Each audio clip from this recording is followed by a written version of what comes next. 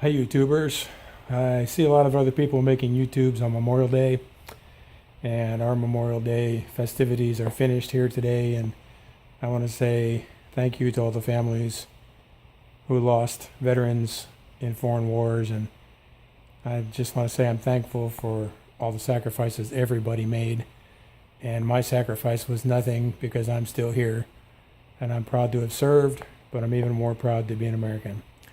I want to do the continuation of my toolbox tour now, and my physical condition has prevented me from finishing these. And last time I started, I just had to leave. So the next time I tried this part, I had to leave also. So this time I'm going to try sitting down. So we'll see how that works. So here we go. As I recall, we were in the big ratchet drawer,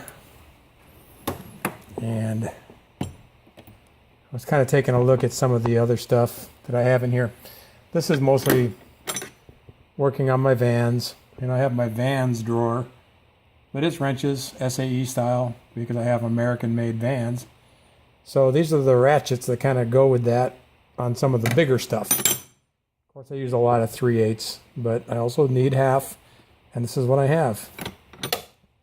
This is not a ratchet, but it is an old Napa provided Evercraft breaker bar. It's about a 17 or 18 incher.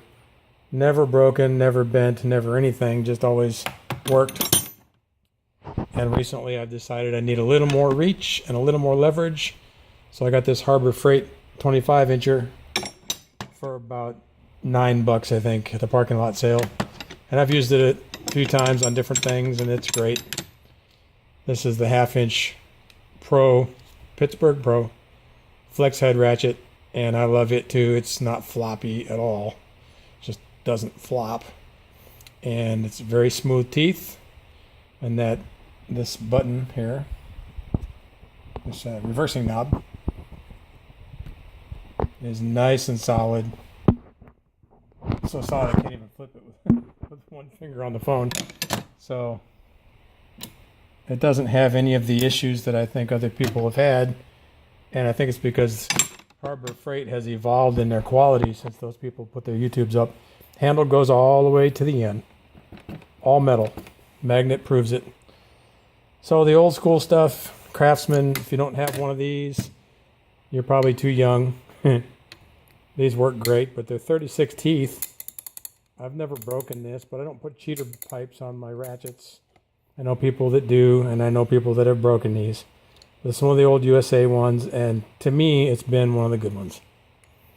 I got nothing bad to say about it, except it's a little tough in tight spaces. There have been some times when I've kind of gotten stuck in there, wishing I had more teeth, sorry. And then I usually end up using this 3/8 one that does have a few more teeth. It's an old Western Auto flex head 3/8, about 40 years old, this sucker. Even has a plastic selector that doesn't die. It's just fine. And it's Western Auto. Not even made anymore. Might be made under some other brand. Perfectly solid. This thing here, I don't remember who made it. Has a spin handle. It's my favorite spark plug wrench, 3/8. Turn that handle and everything happens whatever direction you've got this set for. Super solid. Never misses a beat. Got some Harbor Freight wobble extensions, and I have, I guess this is one of them. I have some regular extensions here someplace, probably buried underneath there. And a variety of things. This is I think it's a Popular Mechanics adapter made in Taiwan from many years ago. Never broke yet. This one here, I don't remember who made this one. It's a Bonnie, Bonney, made in America. USA made. This thing just feels tough. Is tough. I put a lot of torque on it. These are junk, but I can't get myself to part with them. I've used them once or twice and hated it every time. They don't get into tight spaces. They don't swivel that great, and they aren't even very tight. But for some reason, I can't part with them. I get a decent set of swivel sockets. These are probably going to go in a spare drawer someplace, not even near my toolbox, like a spare junk drawer. waiting to be scrapped. This pass-through socket set from Pittsburgh is almost a must-have for a homeowner. There's so many things you can do with that thing. Just trust me, just get it. And if you have these, for example, take your 3/4 drive, a 3/4 inch gear wrench, or whatever you have, and use it with that socket set, and you get this super low profile ratcheting socket, and it's great. It's a great set. I've used it for a whole bunch of different things around the house.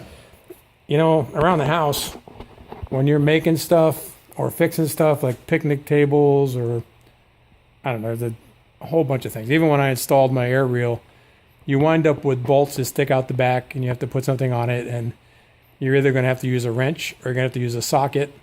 And if you use a socket, it's going to have to be a deep one, because 9 times out of 10, there's so much thread sticking out from whoever made whatever you're working on that you just have to use something. Well, this pass-through set right here is perfect for that, because it just lets the bolt go right through it. That's enough about that. Torque wrenches and a digital torque adapter that I used to calibrate this one. I'll be doing this one eventually and this one eventually. Got this one for Christmas. I don't even know who makes it. It's my son gave it to me, and by his own admission, it isn't very good. He said he broke his, or his wasn't right or something. He broke a bolt because it wasn't calibrated correctly. I don't know. I haven't used it very much. I have checked it, and it seems pretty close for the stuff I've tried to do with it. So I've used it, and it's worked. It's a cheaper one. This is a Harbor Freight one. It's a Napa Evercraft. This one's about 30 years old. I just recently calibrated it for the first time. It was reading about 8 pounds too high, and so now it's back up where it belongs. So then when I torque things tight, they are tight. You ever wonder how I have all this stuff in these drawers? Well, except for this one. Stuff in the drawers like this one, and I don't have any foam, and I don't have any dividers. I don't have any special socket or any special wrench holders or anything like that. You ever wanted that? It's because I don't slam my drawers. And part of the reason I don't is because these are not roller bearing drawers. These are 1996 vintage Waterloo Craftsman drawers. Before, well, I guess they offered ball bearing. I just didn't spring for it. And they pretty much forced me to be a little more careful. So I'm just more careful. I'm not a professional mechanic. But I'm pretty sure if I was, I still probably wouldn't slam my drawers, because my tools go all over the place, and I don't need that. All right, spare wrenches. Not much you can say about that. These are old. They look junky. They advertise chrome vanadium on both sides, so they're pretty proud of that. They don't advertise where they're from, but I can tell you it's probably India. It might be China. They were Pittsburgh. They don't even say Pittsburgh. I think it might be before they said Pittsburgh. They look pretty much identical to the new Pittsburgh ones that are pretty well established to be throwaway wrenches. I never broke one. I keep them around in case I need to cut one in half and make something, and they're handy for that. This is a Stanley Crescent knockoff, and it's been a good one.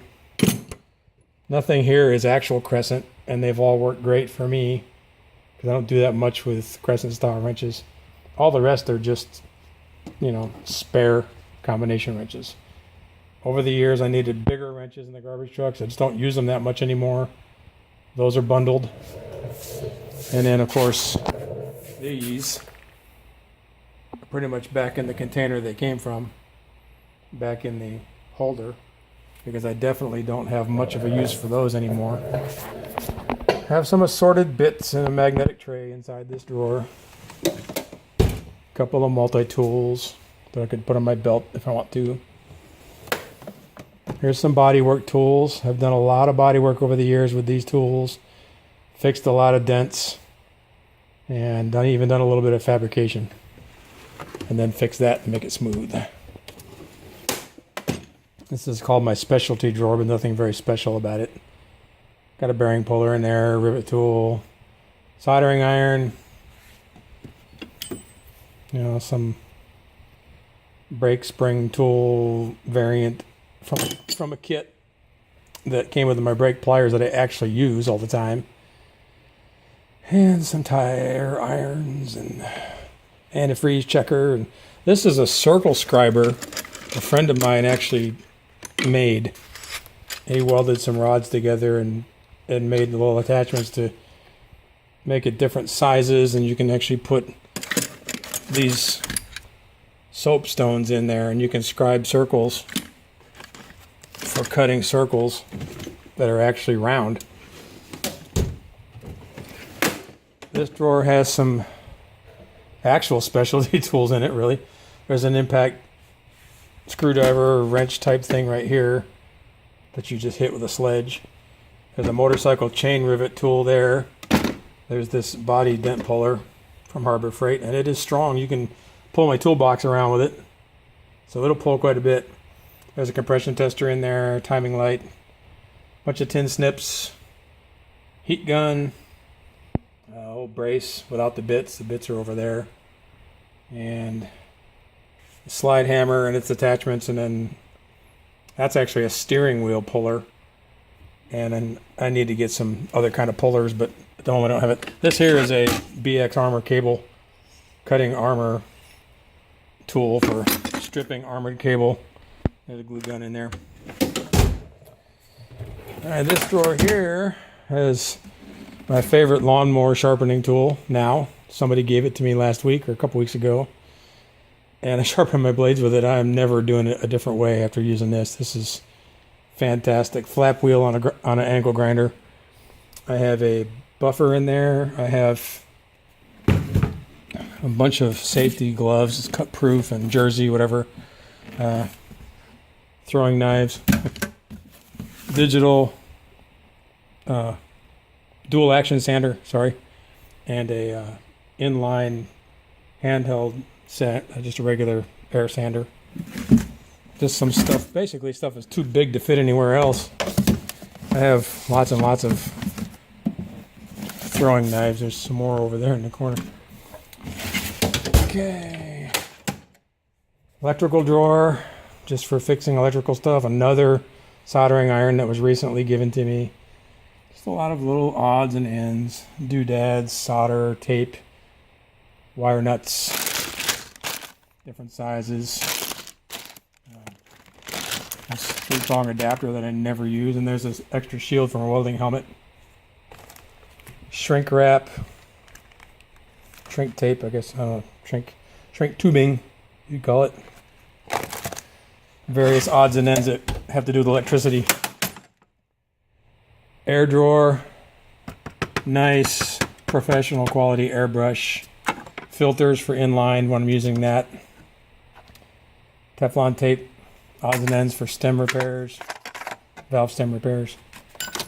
Lawnmower tire repair kit. One of these from Harbor Freight. This thing is awesome. Just snap that on your valve stem and squeeze the trigger, and you get pressure reading. It just makes it a piece of cake. Bunch of different gauges. Some of these are for trucks.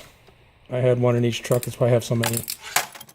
Air fittings. That's my air drawer. Not much to it.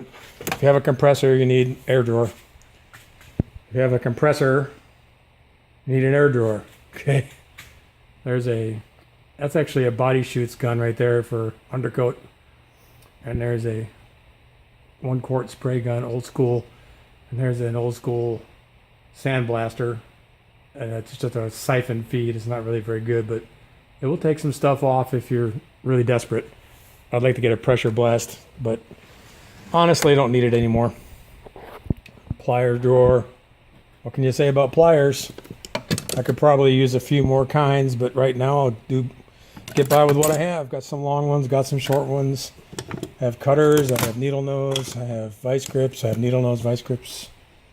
These brake pliers, you need these brake pliers if you don't have them. You do. If you're going to do a drum brake job, find a set of those pliers and get them before you start your job if you don't have them. Cut and grind drawer. I'm sorry, I'm still sitting down. I'm sorry, these angles may not be that great. Just a different abrasive wheels for cutting and grinding with that grinder the guy gave me.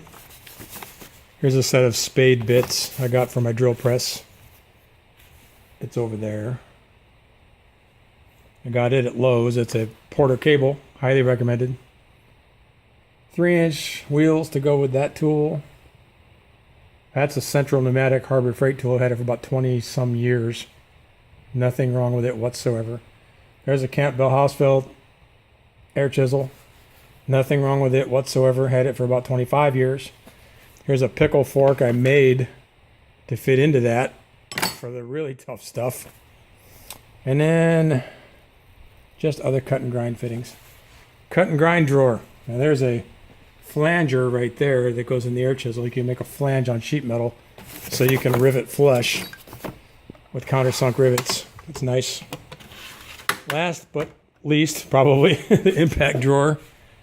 It has virtually no impact on my life, but when I need it, it's there and it works great. Really old impact gun, really cheesy, but well oiled and does everything I need it to so far.